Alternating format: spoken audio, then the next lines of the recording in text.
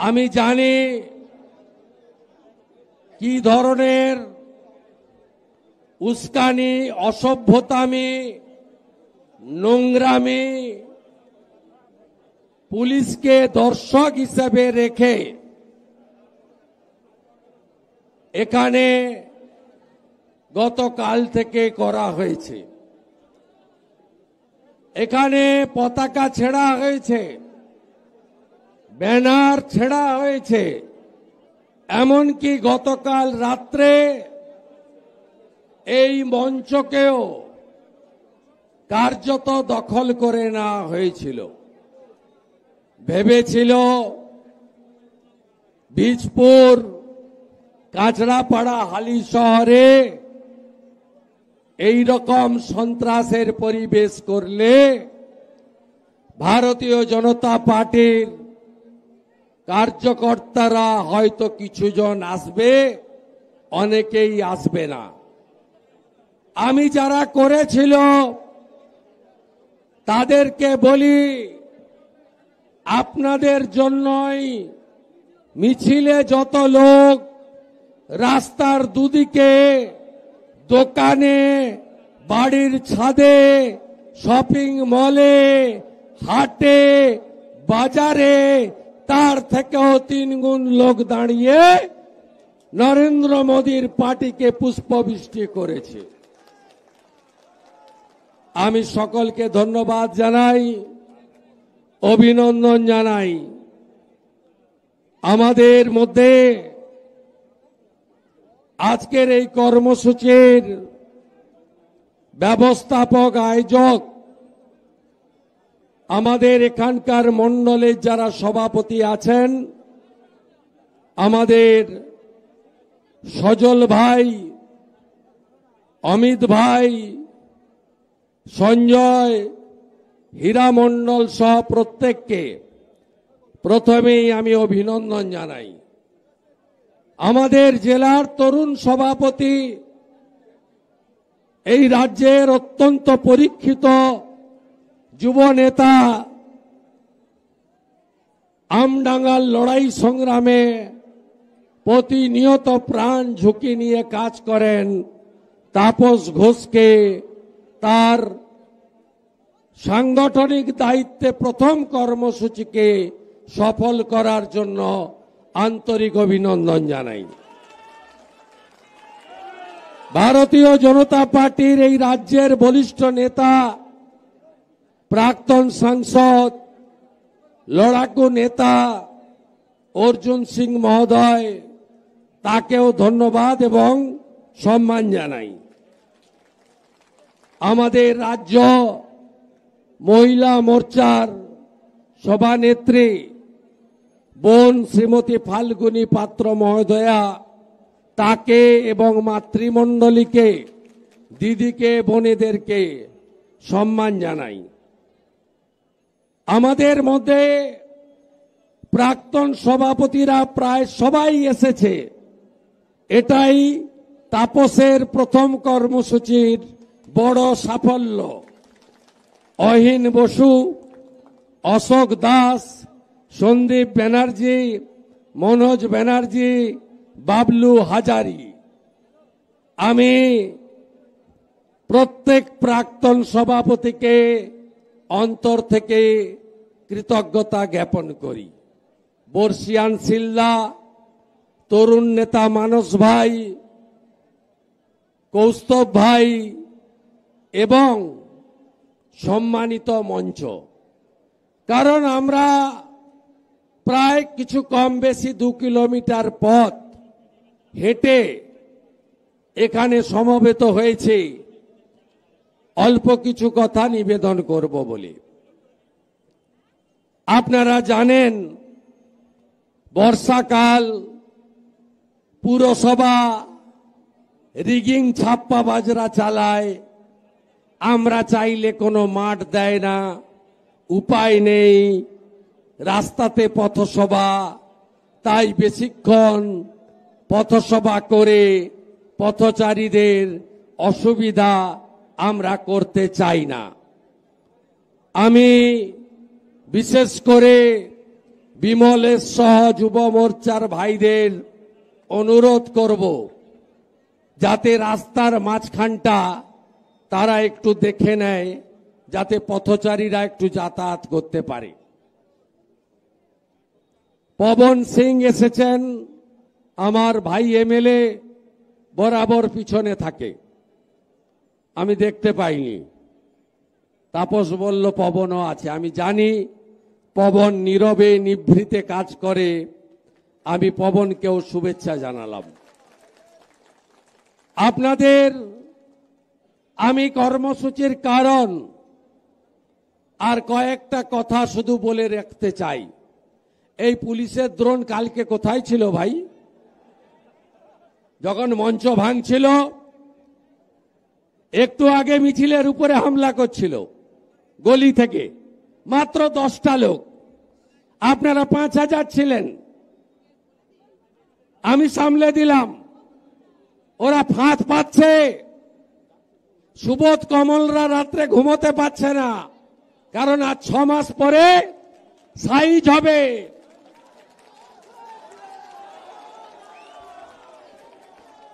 আজ 6 মাস বাকি আছে। যা অত্যাচার আর দুর্নীতি করেছে, একটা একটা করে ইট খুলে নিয়ে আসবে জনগণ, দেখবেন এদের পরিণতি। আমি স্বাধীনতা সংগ্রামীর বাড়ির ছেলে, আমার বাড়ির বিপিন অধিকারী 8 বছর জেলে ছিল। আমার বাপ ঠাকুরদারাও ব্রিটিশের শক্তি, ব্রিটিশের ক্ষমতার কথা বলেছে। আমি সিপিএম এর সঙ্গে লড়াই করা, নন্দীগ্রামে আন্দোলনে থাকা লোক, আমি দেখেছি সিপিএম এর ক্ষমতা এর থেকেও বেশি ছিল, আপনারাও দেখেছেন। আমি যত রাস্তা এখান দিয়ে আসছিলাম দেখছিলাম লেলিন নগর, কালমার্স রোড, মানে ভারতের কোনো মনীষীর নাম নেই। অতএব ওগুলোও যেমন ভেঙে চুরে তছনছ হয়ে গেছে, এদেরও যাবে, আর কয়েক মাস আছে। তাই চিরদিন কাহার সমান নাহি যায়, এ প্রবাদ বাক্য আছে। পৃথিবীটা গোল, সব হিসাব নিকাশ হয়ে যায়, এ প্রবাদ বাক্য সত্য বলে প্রমাণিত। কংগ্রেসের রাজত্বের সময় কেউ ভাবতে পারেনি 77-এ কংগ্রেস চলে যাবে। 34 বছর সিপিএম এর রাজের পরে আমরা যখন লড়াই করতাম, অনেকে বলতো এসব করছো কেন, এরা কোনোদিন যাবে না, এরাও গেছে। আর আপনারাও যা করছেন, আপনারা তো যাবেনই। আপনাদের নেত্রী বলতেন, আমি অর্জুন সিং রাও সঙ্গে ছিলাম, শিলভদ্র দত্ত সঙ্গে ছিলাম, তখন ভাইপো ছিল না। সিপিএম এর তাড়ানোটা সময়ের ডাক ছিল, আর আজকেও সময়ের ডাক, মমতা যাক। সেদিনও আমরা দেখেছি ঔদ্ধত্য, অহংকার, আজকেও আপনাদের তা দেখতে পাচ্ছি। আমাদের এই কর্মসূচি কেন? কসবা ল কলেজে ছাত্রী, তিনি আবার তৃণমূল ছাত্র পরিষদের ছাত্রী নেত্রী। এখানে একজন আছে নৈহাটিতে, সে এআই করে আমার অনেক তির্যক ছবি পোস্ট করে ভাইপোর কাছে নাম্বার বাড়ানোর জন্য। সে ব্লিচিং ফিনাইল সাপ্লাই দেয়, বড় নেতা, 2 বাচ্চার বাবা, সেও ছাত্র নেতা। এই লোকগুলো আজকে তার ছাত্রী নেত্রীকে ধর্ষিতা করে কে? তৃণমূল ছাত্র নেতা মনোজিৎ মিশ্র, জুয়েব খানরা। আমি ভিজে ভিজে হাইকোর্টের অনুমতি নিয়ে রাজ্য যুব মোর্চার ডাকে ডাক্তার ইন্দ্রনীল খানের অর্গানাইজ করা মিছিলে আমি হেঁটে সেদিন বলেছিলাম, আগামী 4 সপ্তাহ গোটা রাজ্যে ভারতীয় জনতা পার্টি আমাকে যেখানে যেখানে কর্মসূচি দেবে বা ডাকবে, কর্মসূচির নাম দেব কন্যা সুরক্ষা যাত্রা। আজকে আমার কন্যা সুরক্ষা যাত্রা আজকে শেষ কর্মসূচি, এটা বীজপুরে আপাতত শেষ। আসল শেষ সেদিনই হবে যেদিন মমতা প্রাক্তন হবে, যেদিন অভয়া বিচার পাবে, যেদিন খুনি ধর্ষণকারীরা তারা প্রকৃত শাস্তি পাবে, সেদিনই নারী সম্মান ফিরে আসবে আর কন্যা সুরক্ষিত হবে। আগামীকাল জঙ্গলমহলে ঝাড়গ্রামে আমার তেরঙ্গা যাত্রা আছে। তার কারণ আগামী 15ই আগস্ট দেশের স্বাধীনতা দিবস, আর আমাদের যশস্বী প্রধানমন্ত্রী, বিশ্বের সর্বশ্রেষ্ঠ নেতা নরেন্দ্র মোদীজি বলেছেন, হর ঘর তেরঙ্গা, হর ঘর তেরঙ্গা, প্রত্যেক ঘরে তেরঙ্গা। আপনারাও সবার বাড়িতে তেরঙ্গা তুলবেন, নিজের বাড়িতে তেরঙ্গা তুলবেন, পারলে তেরঙ্গা পতাকা এলাকায় আর্থিকভাবে দুর্বল লোকেদেরকে বিতরণ করবেন। কারণ আমরা যে পার্টি করি, আমি যে পার্টিতে যোগদান করেছি, এই পার্টি নেশন ফার্স্ট মন্ত্রে বিশ্বাস করে। দেশ আগে, দল পরে, ব্যক্তি আরো অনেক পরে। এর নাম হলো ভারতীয় জনতা পার্টি। এই পার্টির একমাত্র স্লোগান রাষ্ট্রবাদ, দেশপ্রেম। নরেন্দ্র মোদীজি যখন মায়েদের সম্মান দিতে চাইছেন, নরেন্দ্র মোদীজি বিধানসভা লোকসভায় মহিলা সংরক্ষণ দিয়েছেন, নরেন্দ্র মোদীজির প্রত্যেকটি জনকল্যাণমূলক কর্মসূচি মায়েদের জন্য। শৌচালয় নির্মাণ দেশে 14 কোটি, রাজ্যে 72 লক্ষ। কাদের জন্য? লজ্জা নিবারণ মহিলাদের জন্য। নরেন্দ্র মোদী প্রধানমন্ত্রী আবাস 6 কোটি ভারতে, পশ্চিমবঙ্গে 40 লক্ষ ইউনিট দিয়েছেন, ওরা খেয়ে ফেলেছে। বাড়ি কার নামে হবে?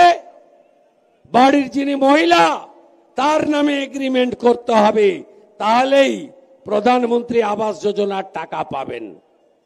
নরেন্দ্র মোদীজি প্রায় 11 কোটি উজালার গ্যাস দিয়েছেন। কাদের জন্য? মায়েদের জন্য। বাজারে যে গ্যাস আপনি 950 টাকায় কিনছেন, উজালার মা বোন দিদিরা 400 টাকা কমে পাচ্ছেন। আমাদের এই রাজ্যে 1 কোটি 30 লক্ষ মা বোন দিদি উজালা 1, উজালা 2 পাচ্ছে।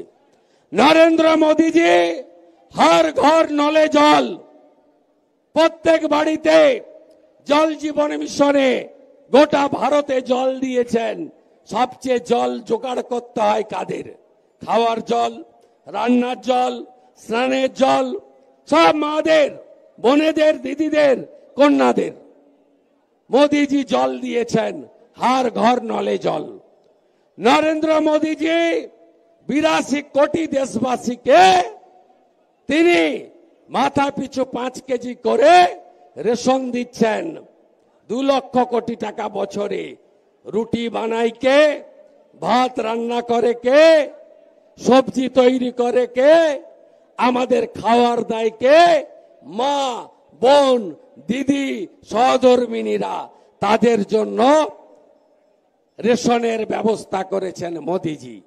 একদিকে যখন দিল্লির মুখ্যমন্ত্রী রেখা গুপ্তা বিধানসভা লোকসভায় নারীর সাংবিধানিক অধিকার, অন্যদিকে এই রাজ্যে পাঁচটি ঢোলে মুখ্যমন্ত্রী বলেন ছোট্ট ঘটনা। কাটোয়া ঘটলে, কাকদ্বীপ ঘটলে বলেন পুরো রেপ 20,000, হাফ রেপে 10,000। আমার কথা না, খালা মমতার কথা। হাসখালিতে রেপ, তৃণমূলের পঞ্চায়েতের উপপ্রধানের বেটা। মমতা বলে লাভ অ্যাফেয়ার্স ছিল, প্রেমের গল্প। কালিয়াগঞ্জে তৃণমূল নেতার বেটা জাভেদ রাজবংশী মেয়েকে 12 ছাত্রীকে ধর্ষণ করে খুন করে। মমতা বলে মেয়েটা অন্তঃসত্ত্বা ছিল। অভয়ার মাকে বাবাকে কেনার চেষ্টা কম করেনি। টিভিতে প্রত্যেক দিন দেখেছেন আপনারা। 14ই আগস্ট 1 বছর আগে বেহালাতে গিয়ে মুখ্যমন্ত্রী বলেননি ওর বাবা মা চাইলে তো আমি 10 লাখ দিতেই পারি? বলেনি? ডিসি অভিষেক গুপ্তাকে দিয়ে টাকার অফার করেনি? সন্দীপ ঘোষ বিনীত গোয়েলকে বাঁচায়নি? অতীন ঘোষকে দিয়ে 14ই আগস্ট 2024 আরজি কর ভাঙায়নি? সোমনাথকে দিয়ে পানিহাটির ইলেকট্রিক চুল্লিতে তাড়াতাড়ি দেহদাহ করেনি? তাই মমতা বন্দ্যোপাধ্যায়কে না সরানো পর্যন্ত কোন মা বেটি বোন দিদি সুরক্ষিত থাকতে পারেন না। আর ধর্ষকদের নেত্রীকে মমতা আবার কি? যখন এই পুলিশের আইসির বোলপুরের সুমিত হালদার নাকি নাম, তার যখন স্ত্রী আর মাকে ধর্ষণ করবে বলে ভারী নেতা রাজ্য সরকারের এসআরডিএ চেয়ারম্যান অনুব্রত মণ্ডল মমতা ব্যানার্জি বোলপুরে গিয়ে কেষ্টর পদোন্নতি ঘটান, সিকিউরিটি বাড়ান, জেলা তৃণমূলের কনভেনার বানান। এমনকি কালকে দেখেছেন পুলিশ অফিসারদের, পুলিশ কর্মীর বাড়ির স্ত্রীদেরকে প্রেস কনফারেন্স করতে পাঠিয়েছে। আমি আর ওটা নিয়ে কিছু বলছি না, কারণ কি লেজে গোবরে অবস্থা। এরা কোথায় নেমেছে?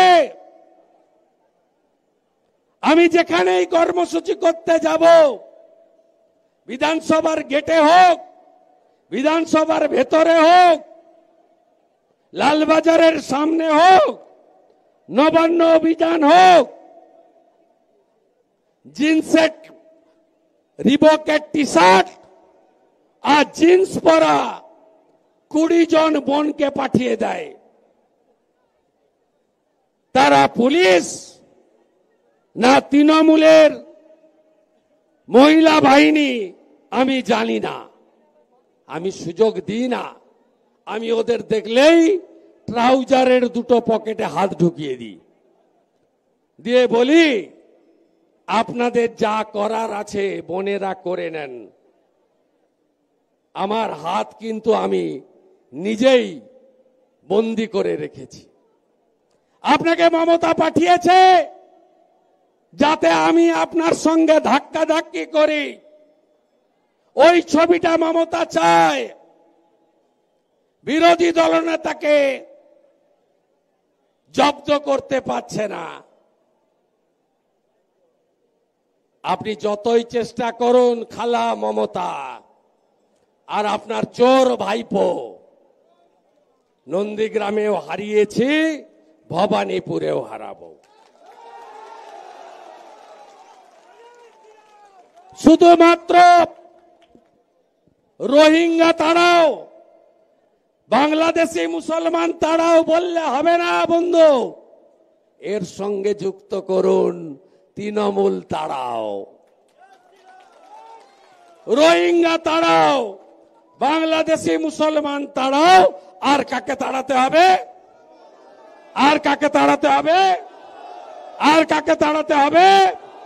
আর কাকে তাড়াতে হবে? তৃণমূল তাড়াও। এই সরকার ৮,২০০ স্কুল বন্ধ করেছে। আপনারা সরকারি স্কুলে সুযোগ পাচ্ছেন না, প্রাইভেট স্কুলে বাচ্চাদের ভর্তি করাচ্ছেন। এত টাকা পাবেন কোত্থেকে? রোজগার আছে? শিল্প আছে? চাকরি আছে? ৬,৮৮৮ ইন্ডাস্ট্রি বন্ধ। গোটা ব্যারাকপুর শিল্পাঞ্চল অন্ধকার করে দিয়েছে। তোলাবাজি, তোলাবাজি, তোলাবাজি। অনেকেই বলেন বিজেপি সরকারে এলে কি কি করবেন বলুন। আমি বন্ধুদের বলি, বিজেপি পরিবারবাদী পার্টি নয়। কোন একজন নেতা দাঁড়িয়ে বলে দিতে পারে না। ভারতীয় জনতা পার্টি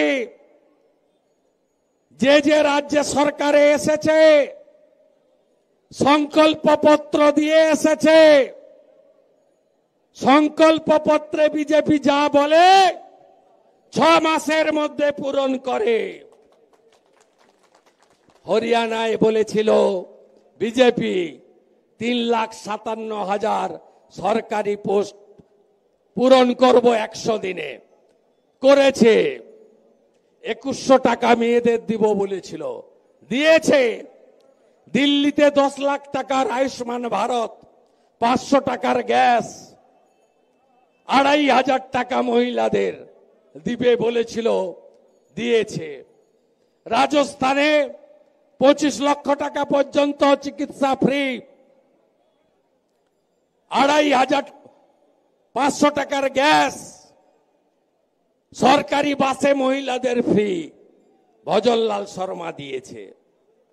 উড়িষ্যাতে মহিলাদের স্বনির্ভর করার জন্য বছরে এককালীন 50,000 টাকা সুভদ্রা যোজনায় বিজেপি বলেছিল, দিয়েছে। 3100 টাকায় ধান কিনবে বলেছিল, ছত্তিশগড়ে ধান কিনছে কৃষকের কাছ থেকে বিজেপি। যোগী আদিত্যনাথজি মিড ডে মিলে দুধ খাওয়ায় বাচ্চাদের, আপেল খাওয়ায়, পনির খাওয়ায়। বিজেপি যা বলে করে দেখায়। গুজরাট শিল্পে ভরে গেছে। আর এই যে রেপ দেখছেন না, এই বোনেদের কন্যাদের উপর অত্যাচার, কেন কোর্ট পর্যন্ত পাঠাতে হবে? যোগী আদিত্যনাথের ফর্মুলা, হেমন্ত বিশ্ব শর্মার ফর্মুলা, এক হাতে জমা করো আর এক হাতে খরচ করো। এক হাতে জমা, এক হাতে খরচ, 24 ঘন্টায় ফয়সলা। এরপরেও বলবেন বিজেপি কি দেবে? ইউপি যা দিচ্ছে, মহারাষ্ট্র যা করছে, হরিয়ানা যা দিল, রাজস্থান যা করছে, বাংলাতে বিজেপি এলে নরেন্দ্র মোদী সেই সরকারকে দিয়ে তাই তাই করাবে। তাই রোহিঙ্গাও তাড়াও, বাংলাদেশি মুসলমানও তাড়াও, আর তৃণমূলকেও তাড়াও। চাকরি চোরের নাম কে? মমতা। আবার কে? 26,000 গেছে, 32,000 চলছে। ডিএ তোমাকে দিতেই হবে। পুলিশ তুমি যতই মারো, ডিএ তোমার বাড়বে না। এই যে ডিএ লড়াই, কনফেডারেশনও লড়ছে আর কর্মচারী পরিষদও লড়ছে। কর্মচারী পরিষদের লয়ার পরমজিৎ পাটিওয়ালাকে শুনে রাখুন, যেদিন ডিএটা পাবেন বাড়তি, এই পুলিশের লোকেরা শুনে রাখুন, এই পরমজিৎ পাটিওয়ালাকে আপনাদের বিরোধী দলনেতাই দিয়ে লড়াচ্ছে সুপ্রিম কোর্টে।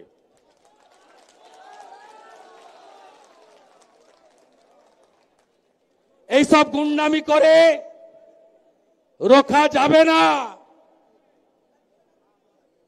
সিপিএম বলতো 235 ওরা 30, নন্দীগ্রাম আন্দোলন করে সেই দম্ভ ভেঙে চুরে তছনছ করে দিয়েছিলাম।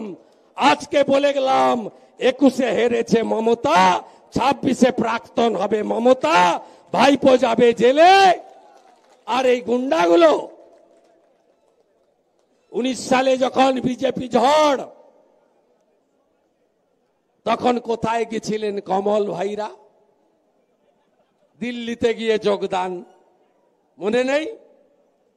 ভালো করেছেন। এখন যা করছেন সব রাস্তা বন্ধ। আপনার নেত্রী বলেছিল না বদলা নয় বদল হবে, আর আমি বলছি বদলও হবে বদলাও হবে।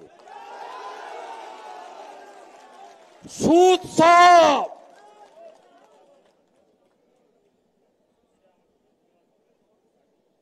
কোচবিহারে ঢোকার আগে খাগড়াবাড়িতে আমার গাড়িতে কি আক্রমণ করে পেট্রোল ছড়িয়ে আগুন লাগাতে গেছিল দেখেছেন আপনারা। পরের দিন বারাসাতে বিজেপি কর্মীরা সাইজ করে দিয়েছে। আজকেও আপনারা সাইজ করছিলেন, আমি বাধা দিলাম। বেশি সাইজ করলে আমি চলে যাব রাত্রে আপনাদের বাড়িতে, পুলিশ বাবা পার করেগা। অভয়ার বাবা মার ডাকে নবান্ন অভিযান হয়েছে। শ্রমিক ভট্টাচার্য বলেছিলেন সকলে যোগ দিন। আমি তো প্রথম দিন থেকে ডে 1 থেকে সাথে ছিলাম। অনেক বিজেপি কর্মী গেছেন, ব্যারাকপুরে 2-1 জনকে গ্রেপ্তার করেছে, প্রিয়াঙ্কুদের রক্ত গেছে। আমি কর্মীদের বাড়িতে ফোন করেছিলাম, অর্জুন সিং এর কাছ থেকে খবর নিয়েছিলাম। অর্জুন দা বললেন আমরা গর্বিত, অভয়ার বাবা মার জন্য এটুকু করতে পেরেছি। একদিন কেন, 100 দিন হলেও জেল খাটবো। 2019 সাল থেকে এই ব্যারাকপুরে 7 জন বিজেপি কর্মী শহীদ হয়েছে। বিজেপি সরকারে এলে প্রথম এই 7 জন কর্মীর মূর্তি স্থাপন, পরিবারের অর্থনৈতিক দায়িত্ব ভারতীয় জনতা পার্টি নেবে। আর যারা জেল খেটেছেন না, 19-এর পরে, 21-এর পরে, 24-এর পরে, সব তালিকা আমাকে দেবেন। আমরা যেমন চাকরি, শিল্প, কৃষি, কর্মসংস্থান জোয়ার আনব, মমতার হাতে অত্যাচারিত, জেল খাটা প্রত্যেকটি রাষ্ট্রবাদী, দেশপ্রেমিক ভারতীয় জনতা পার্টির কর্মীদেরকেও আমরা সংগ্রামী ভাতা দেব, মাসে 5,000 টাকা করে।